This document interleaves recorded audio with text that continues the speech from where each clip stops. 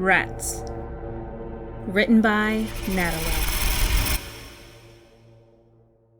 I always hear these rats scratching in the roof when I'm trying to sleep. It keeps me awake some nights, but other nights I sleep through it, blissfully unaware that they continue to rake their little claws across the roof all night.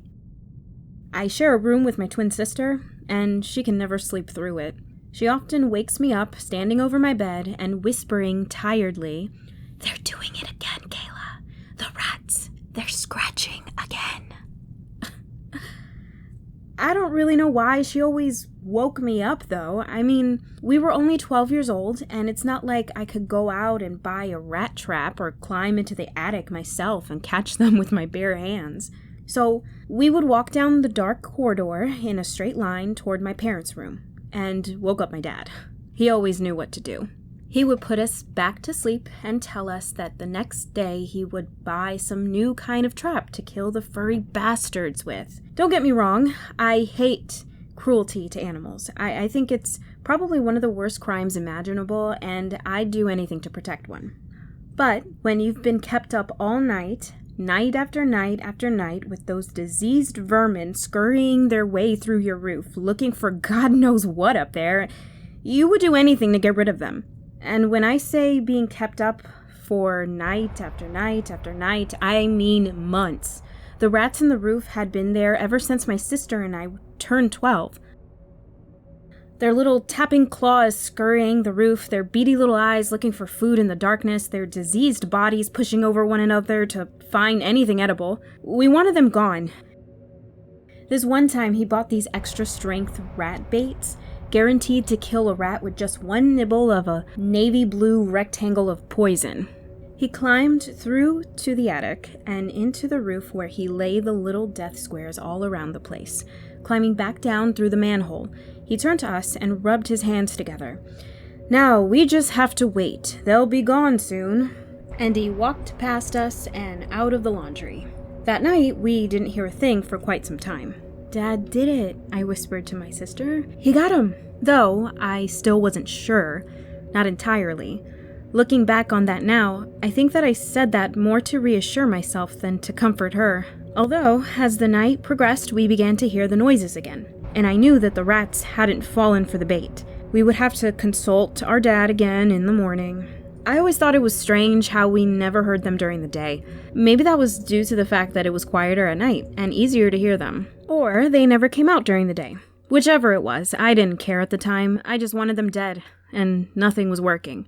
God knows how many different traps and different kinds of bait we stuck up in the roof. I bet anyone else who poked their heads into the attic would think it was a secret stash of poisons belonging to a serial killer. But we were just desperate to get rid of them, and they seemed desperate to not leave. Dad had eventually had enough, and understandably anyone would. My mother had begun to grow tired of his money wasting on all of the different products he had bought trying to get rid of them. She suggested that he climb into the roof and find out where they're coming from, and if any at all had died. So drawing near to the end of his tether, he climbed into the attic with a torch. "You're going to have to go all the way down to our bedroom, because that's the only place they've ever scratched," my sister said as his legs disappeared into the thick blackness above. We could hear him thumping and crawling his way all along the roof, all the way down the hall. "Have you seen any dead rats yet, Dad?" I called, hoping the darkness hadn't swallowed him up entirely and drowning him and the sounds of the outside world. Luckily it hadn't. "Not yet, it's weird. There isn't even any evidence proving that there were ever rats up here. It's really strange," he trailed off mid-sentence, and I thought it would be best to let him concentrate.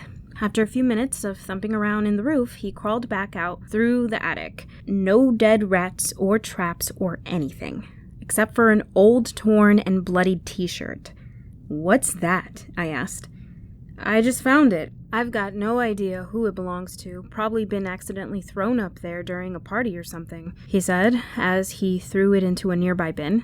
"That's not the only weird thing either. All of the traps are gone," he said, a serious look overcoming his face. "What's that supposed to mean?" I asked him. "I don't really know. They've just vanished," my dad replied, "and I have to talk with your mother now, girls. Leave us alone for a bit." And he pushed past us and walked toward the bedroom. That night at the dinner table, Mom and Dad talked to us about a proposal they had in order to catch whatever animal was in the roof. It had to be intelligent to have gotten rid of the traps and the bait. Dad thought it might have been a possum, but the only way to get rid of it was to make sure of what it was. We're going to place a camera in the roof and see what starts making those scratching noises. If we know what it is, we have a better chance of capturing it, okay? Mom said to us, and I couldn't fault her logic. It seemed like a good plan. Up the camera went into the swirling darkness. Dad placed it in the stretch along where our bedroom was located, seeing as that's where most of the activity was happening. He had put a SIM card in the camera with 12 hours of recording time on it. Dad put the camera up there at 8 p.m. and would retrieve it at 8 a.m. Then it was just a waiting game. I heard the scratching noises all the way through the night, as usual. They started at exactly 9:24 p.m.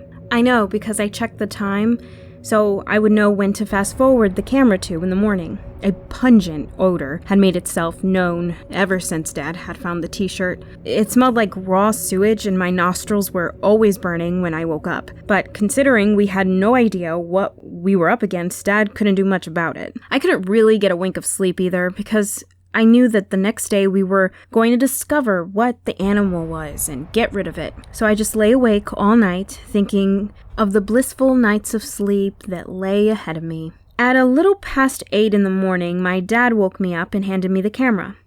"Watch this and tell me what animal it is," he said, turning to walk back out of my bedroom.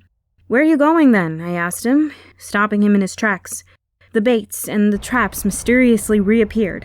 "I'm going to get a box to collect them and then head up there.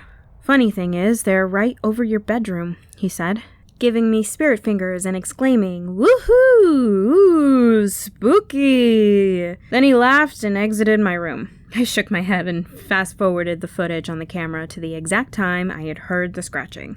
After a few minutes of fast-forwarding, the camera read 9:20. I figured I would rewind it to the point where the animal actually came into the roof so I might be able to recognize it better. 1 minute passed. 2.5. I watched the screen intently to capture any kind of movement whatsoever, and then finally it made its emergence. Something that was curled in the fetal position, off to the far side of the corner, began to move. Its spine was visible in the dim light, protruding through its pale yellow skin, almost the color of off milk. Its long and bony arms stretched outwards, its skinny and impossibly long legs stretched downwards. Its limbs seemed too long for its body. Crammed muscles from lying in the side position for hours and hours finally got relief. Its body was spotted with blood, and it had a bloody rag around its legs. Whatever it was disgusting. But the scariest part was when it turned toward the camera.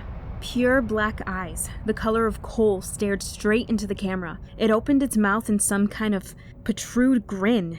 Yellowing, diseased teeth peeking out from its mouth, desperate to escape. It was at that point that I knew it was human. It crawled up to the camera, its bones visible through the thin yellow membrane acting as its skin. Its pure black eyes stared into the camera, then it touched the lens, and I could almost feel its brown, rotting fingernails against my face. Spit, starting to drool from its mouth, and it crawled over to the spot just above me and my sister's bed. Then its face turned toward the camera unnaturally, and it began to scratch, staring at the camera the entire time. No, staring through the camera and directly at me. I couldn't watch it any longer. I fast-forwarded through the footage as fast as it could, and it never blinked or looked away from the camera for the entire 10 hours. It scratched at the roof. Then it stopped. Placed the rat traps that it had disappeared the day before in front of the camera, then it turned away and returned to the position it had came from. It tucked its impossibly long and skinny limbs into the body and curled into the fetal position. I hadn't left, and now Dad was up there. My heart jolted in my chest and fear overwhelmed every inch of my body. Then I heard a scream from above. "Dad?"